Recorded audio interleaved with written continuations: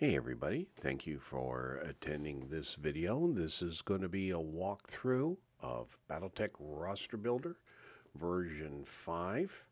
I hope you download it. I'm pretty sure you're going to like it.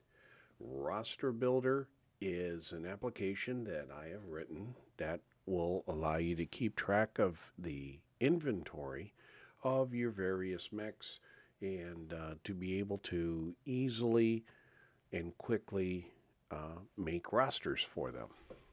So this is your main screen. This is actually a subset of my my desktop because I want to be able to have it big enough for you to see everything. So when you're going to have a profile. When you first set this up, you will have a profile. Every profile can have up to 10 organizations, which are basically battalion-sized groups. Since I have the active user, whoever was using it the last time it was run, it lets you know. It says here, Mark is the active user, if you look on the bottom there, who has 9 organizations containing a total of 286 units with a total BV value of 351,248. So let's go ahead and get started. What we're actually going to do is we're going to come up here and we're going to do profile. And profile, we can do a new profile, we can open an existing profile, we can edit a profile, and we can delete a profile. And of course, this is where you would exit out of the application. So when we do a new profile, and by the way, all the windows open to the middle of your screen, no matter what size. It senses the size of your screen and puts it in the middle. So here we have our profile window. And I think we're going to put a profile for Kenny. Okay. And this is all your defaults that will be referenced when you're actually starting a roster. You can change them. You can make whatever value you want your default, or you can change it when you're actually starting the building of one of your lists. So I'm just going to leave everything pretty much the way it is. First of all, we have a default classic Battletech roster size of 5,000. It just works out better in the programming if you have at least 1,000 minimum there. You can set your default gunnery and pilot scores. I will leave this at your average guy at a 4 or 5. We also have roster, or Alpha Strike roster, and this one starts at 250, again with 100 minimum. Your default Alpha Strike pilot. Now, default roster variants. If you've played Battletech for any length of time, you know you can be like 300, 400, even 500 points over, or 10 or under, or 10 points over. So with the permission of your opponent, you guys can use this to your advantage. And this is a variance. So for a 5,000 point roster, the roster builder will not give you any grief if you are actually under 5,050 points. That gives you a little leeway. Crowd the line as much as possible, go over a little bit, but you're still okay. The default gaming day, this is how I use to automatically name any rosters made. Everyone usually has one day of the week that they like gaming, so it can be any day you want. And you'll see this when I get to being building a roster. So we have a default era, In this case, I currently have set, or the default is the Late Succession War Renaissance, your default rules level, and then how do you want to display any clan names that you have? You can do inner sphere name with the clan name in parentheses. You can do clan name only. You can do inner sphere name only, or you can do clan name with the inner sphere name in parentheses. It's all up to you. So once we accept this, it says your profile is created and ready to go. Hit OK to start creating your organizations. So here we have, like I said, up to 10 organizations. We have the organization names over on this side, and this is going to be the structure. The X is over here for when you want to delete a organization. So we're going to go ahead and we're going to say Kenny's Killers.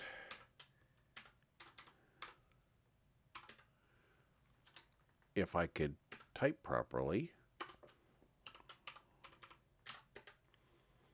Okay, and we're going to go ahead and update that organization name. And then it says, I don't see any organizational structure yet for this organization. Let's take care of that now.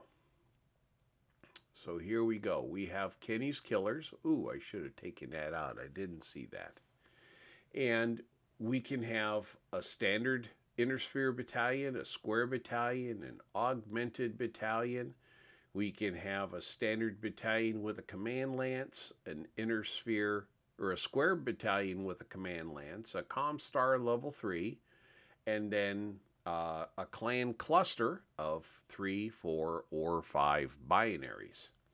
Now, the biggest feature of this application is, if you don't know, all you got to do is do a mouse over, and it will tell you the inner sphere standard battalion has 4 units to a lance, 3 lances to a company, and 3 companies to the battalion. If we come over here, for the standard battalion with a command lance, it says the same thing, but the battalion is 3 companies plus a command lance. And this does it for everybody. Okay, so we're just going to go ahead and we're going to select a standard battalion, and in this we can change it at any time we want. Okay, so you're not locked down to anything. All right. If you want, now notice how this is now Kenny's profile active, 0 units found. That's because we haven't put anything in yet. We can edit a profile, and this is where we would just pick any profile that we have. And another reason to have a profile is, say your spouse or your kids like playing Battletech 2, they can come to the same computer, they can have their own organizational structure and units, and can build rosters on their own without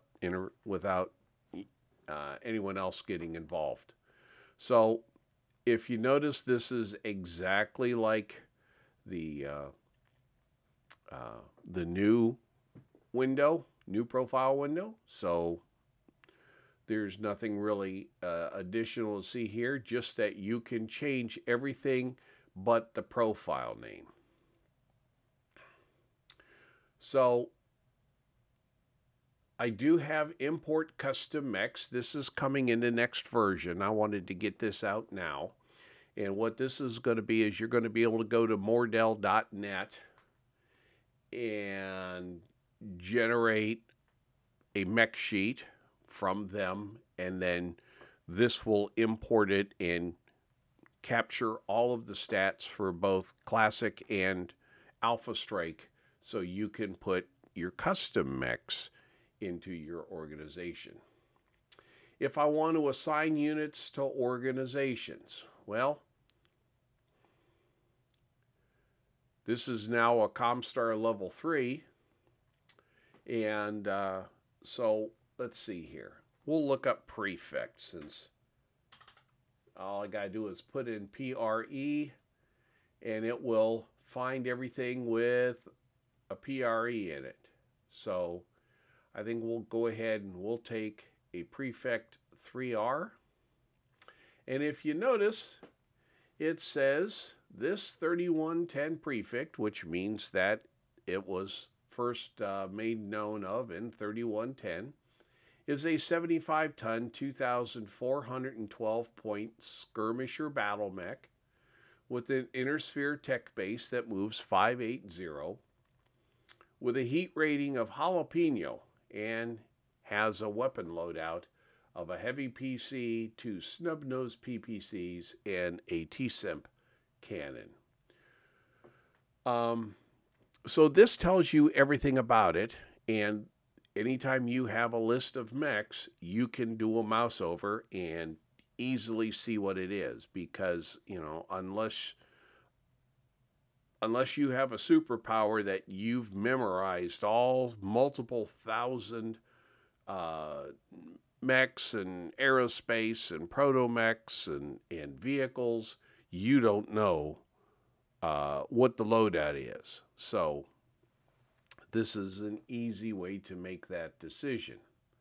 Now, the heat scale I developed, and what I did was I figured out, you know, if you ran or jumped the farthest you could go, and you alpha strike, you fired everything, don't care if there's a target for it or not, how much leftover heat would you have after the heat phase, when the heat sinks take care of their job? So we have a variety here, and these are basically based, well, these are set almost to shutdown numbers. But if we have 0 or less, hey, that's Mr. Freeze. If you only generate 5 heat after an max move and alpha strike, hey, you are too cool for school. 6 to 13, now we're starting to get into some shutdown numbers. That one's going to be known as a sauna. 14 to 21, hey, that's jalapeno. It's starting to get spicy. 22 to 29 heat is ghost pepper, which is almost the hottest pepper out there. And then if you just go instant shutdown, then you are a Carolina Reaper, because it don't get no hotter than that. So I figured that would help in your decisions when you're picking what exact model, or even just any mech that you're interested in.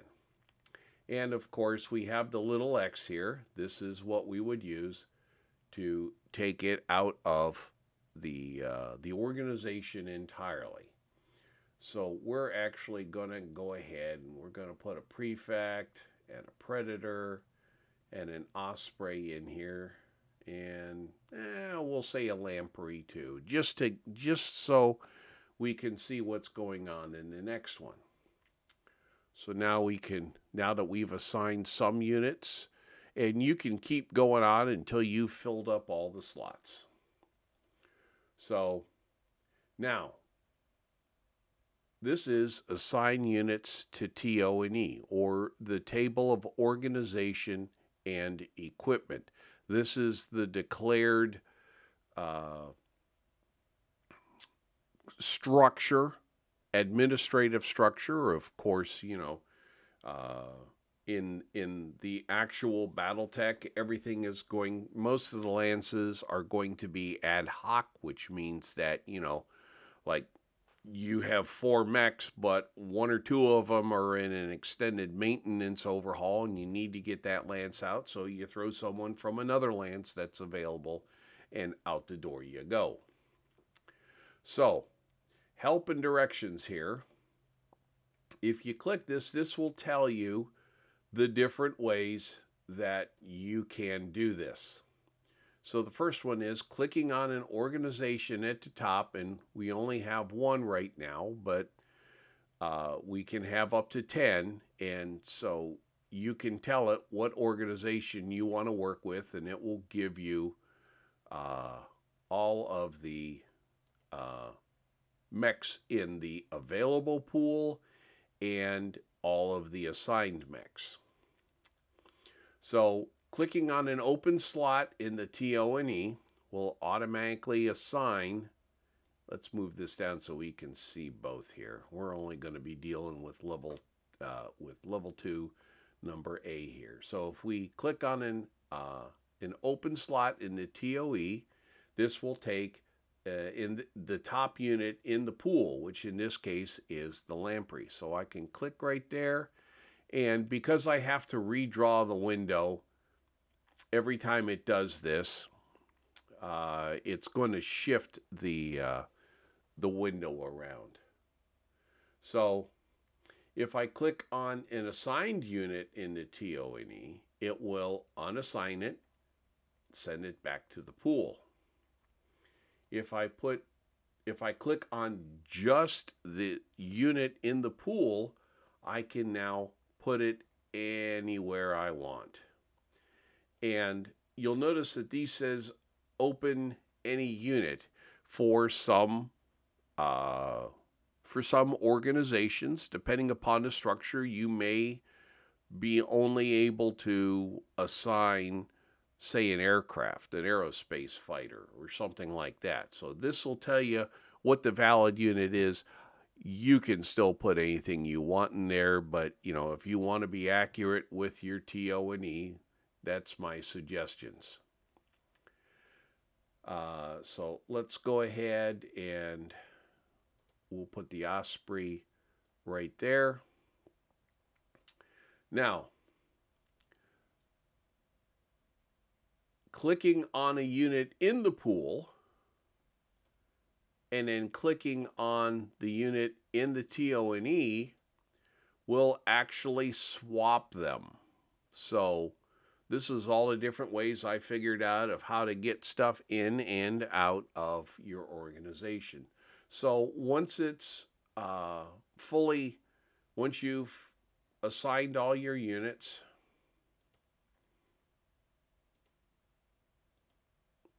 okay, you'll get this window over here saying no unassigned units. So you are good to go. And if I close that out, it now says, well, it's got to update. So let's go ahead and open Kenny's profile again.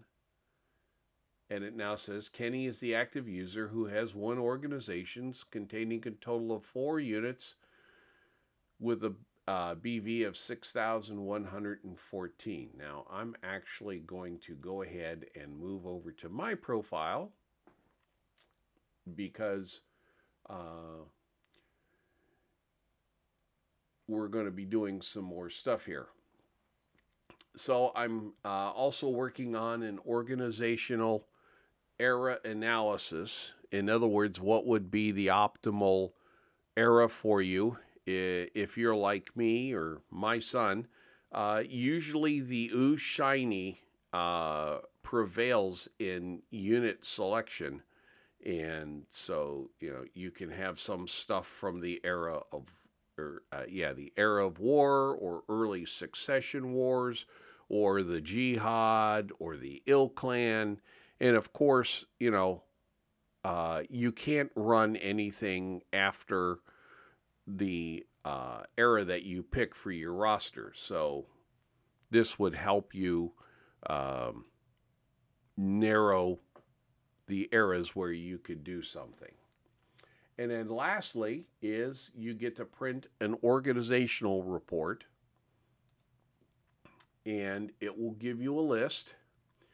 You can select none, you can select all, you can select some, and when you print this, it will actually generate a printed roster showing your administrative structure and an analysis of the mixes of units.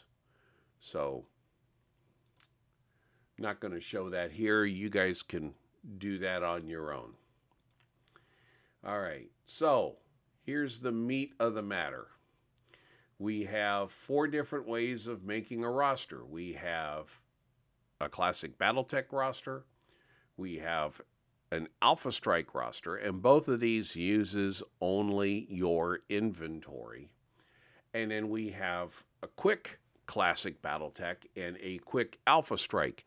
That's where it will just go to the main database of all the units that you can pick from, and you can pick anything. There's no organizational picking there. But what we're going to do is we're going to do a new classic Battletech roster, and it comes up with all of the parameters that we did when we first made our profile. So the roster name, I was having to build, 20, 30, 40 rosters trying to get things going, and what I finally ended up doing was just making a default name, because I would have to type gibberish in there, and I typed in enough that it actually started duplicating. So it breaks down, it just gives a very simple name. It says whose roster it is. Mark, this is a classic Battletech.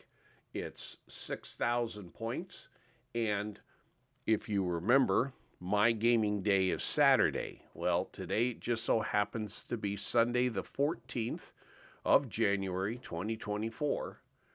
And so the next Saturday after today is going to be the 20th. That's all that's for. If you make multiple rosters, it will have 1, 2, 3 after it. Or you can change it. Like, I'm going to change this one. I'm going to make this 19,000, because in order to do what I wanted to do, I'm going to have to go a little bigger. So I come over here and I make this 19,000. I'm going to keep a variance of 1%, which means that this is going to actually have a variance of 190 points. I have a selection of my rules level. I'm going to keep it at experimental. I can select what types to have: battle mech, industrial mech, proto mech, combat vehicle, support vehicle, so on. And again, there's a select all and a select none. And then we're going to choose the era to pick from. And of course, it always goes to, like, I'm going to pick Jihad for here, so it will do. Also pick mechs from Civil War, Clan Invasion, Succession Wars, Star League, and so on. And then the last here is the organizations. Now you'll notice every organization here has a different color code next to it, and you'll see why in just a minute. So once you've gone through step 1, step 2, step 3, step 4, step 5, we then hit step 6, and we generate the unit pool. All right. So here's our unit pool. And you'll notice as I page through here, some of these are different colored than others. Okay. Well, it just so happens dark green is a C3 master. So I think we're going to start off with that Battle Master. And then we have a Mauler next to him. And we're going to come back here and we're going to get that Locust. Now, I can change the gunnery and the pilot scores however I want. And let me finish picking out some more units before I get into the C3 networks. So actually, I'm going to also go with the Shiltron Prime and a pair of LRM carriers. And then I'm going to come up a page here. I'm going to get that Gurkha. And I'm going to get the Shootist. Now the blue guys, those are improved C3s. So now let's go ahead and play with this. You can actually have up to 3 separate C3 units. So I'm going to start here with the Mauler, which has a C3 slave, right? It now says that. The points did not change because if you come all the way down here, it says network 1 status is inactive. Why is it inactive? Well, you only have 1 slave. And if I throw the other slave on there, again, the points don't change because this is still an inactive unit. So once I actually add the master on here, well, then this now becomes a network 1 status of active. And if you notice, the BV numbers change. This does all the math. It considers double masters. It considers boosted. All of that.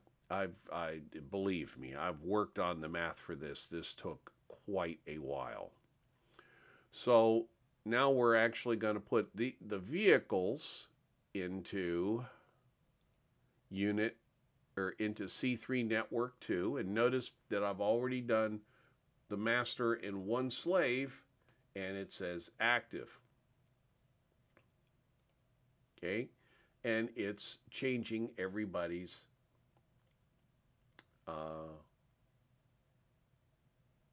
point values.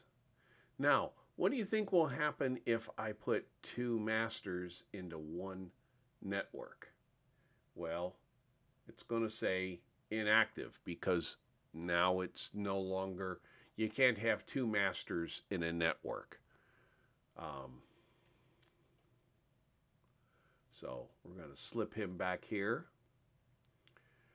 Now, the Gurkha and the Shootist, these guys are C3Is, which do not mix with the regular stuff. So if I actually throw a C3 slave in here, oh, now it says illegal. Besides the fact illegal being a sick bird, it's not a valid network. And once I add a second C3I to the 3rd network, then it becomes active. So that's what we're doing all on this. Now, if you notice down here, this didn't appear until a bit ago, and this does not appear until you are at least 90% of 19K or whatever roster size you have. Once you start getting close, then you can print. So right now I'm at 17,499 points. I have 1,501 points left. If you'll notice, there's also some units that are in red. They are in red because they're BV. And by the way, if you notice, my default here is 3-4. So I've actually got a little above the standard 4-5 pilot. And if we do a mouse over on a unit here, it says this Team Bonsai, because remember the green was for Team Bonsai. This Team Bonsai Crusader is a 65-ton, 1,317 point. That's at 4.5. But then it says 1738 at 3.4. Missile boat battle mech with an Intersphere tech base that moves 460, heat rating a jalapeno. and so on and so on and so forth. The Thunderbolt, or the guys in red, like this one here, this is at 2129 for 3.4 pilot. That's more than the 1501 left. So I do got one other thing I want to show you. And we're going to come back here and we're going to grab this Transit, an aerospace fighter. And here we go.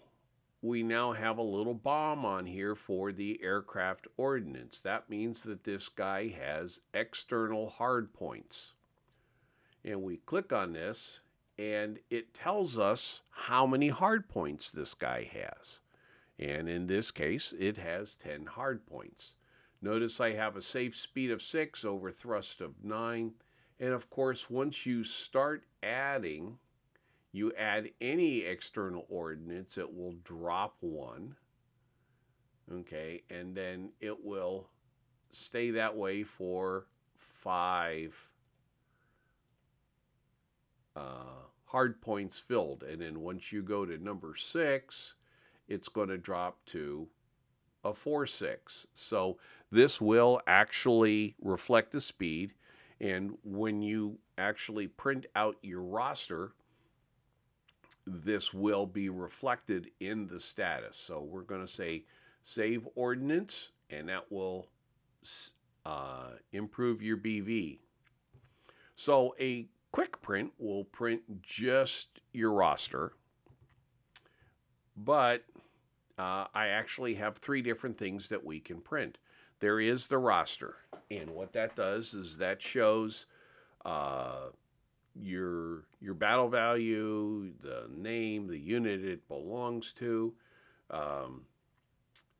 and what else does it show? Well, it shows if you're in a C3 network, what it is. If it's an aerospace fighter, it will show what the external ordnance is, so you can just plop that right down and be able to work most of the stuff off of it, of course, except for filling in the circles. It will also tell you what your roster size is. In this case, it's 19,000. What the actual roster point value is, and then if you know, whatever difference. The battle results prints actually to help you figure out who won. So it will print out your list on one side, and then it will print blank spaces on the other for you to fill in for your opponents. There will be notes for your full battle value and then half battle value, and then what you do is at the end of the fight you figure out, well, who's in who's okay, who's in forced withdrawal, and who's dead. And of course, forced withdrawal counts half points for your opponents. So this helps you do the math on, you know, if you're doing just a straight up fight, seeing who's won, if it's not a scenario based encounter. And then the last one just prints up a couple of pages with boxes on it, and it provides a box for like turns 1, 2, and 3. I think it's actually turns 1 and 2 because, you know, whoever does shooting in turn 1. But it gives you several boxes that are broken out by turns, so you can make notes while you take pictures and remind yourself, if you're going to do a battle report, to social media, to your group's Discord server or website or whatever. This will help you remember the sequence and things. Now, another thing that I did not mention is these arrows. You notice the top guy only has down, the bottom guy only has up, and everyone else has up and down. And what this does is this will change the order of things. So, if you pick things and then you want to group them up, make them look pretty, right? Make them look organized. That's what these do, is this will sort it through. So, any questions? Good, I didn't think so.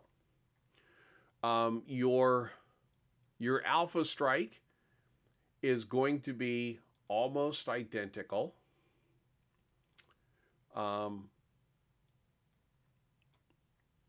Except you only have the one crew skill. You're going to be using your alpha strike variants. And so when we generate this pool, it will say mark alpha strike 250 and Saturday's date. Let's see here.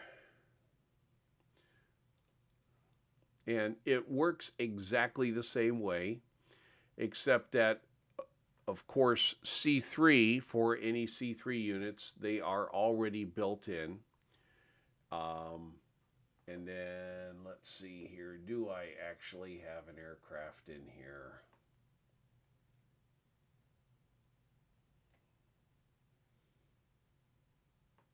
Nope, I guess not. So I got to restart the process. And let's zip this up to, we'll bring it all the way up to Dark Age.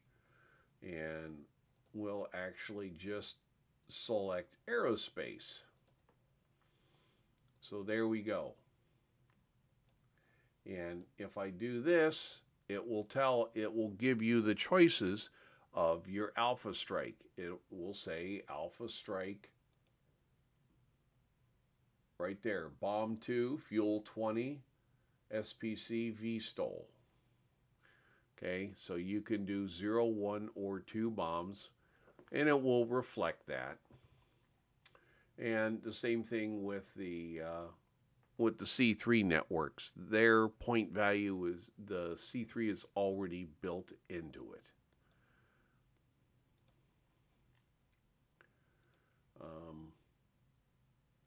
If you want, you can select from any existing roster that you've already worked on. You can reprint it, or you can delete a single existing roster. I should put a line in there for purge all past rosters. I'll think about that. And then last thing here is help. Video tutorial. You don't need to click on that. You're already watching it.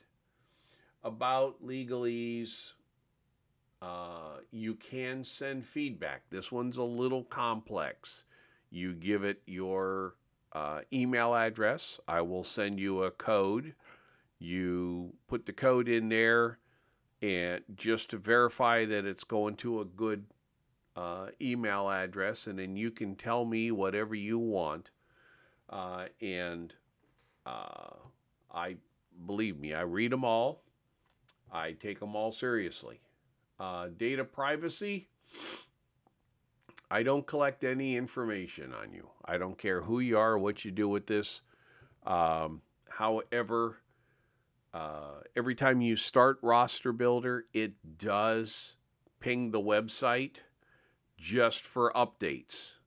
There's 3 things that I could update. There is the application itself. There is the tables of all the units and things like that. And lastly is any graphics. So if anything does get downloaded, it will let you know, and it will take care of everything for you.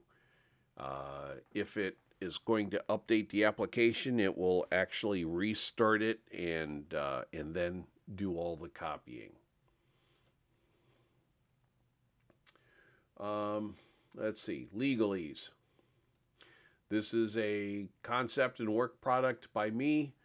Battletech is a copyrighted name by Catalyst Game Labs, a TOPS company. Information was all scraped from the internet. I don't mean to infringe on any intellectual property. I throw myself on the benevolent mercy of the Thompson CGL legal departments. Please don't sue me. I don't make any money off of this. This is all a product of love. However, if you want to throw me cash, hey, I'm not going to complain.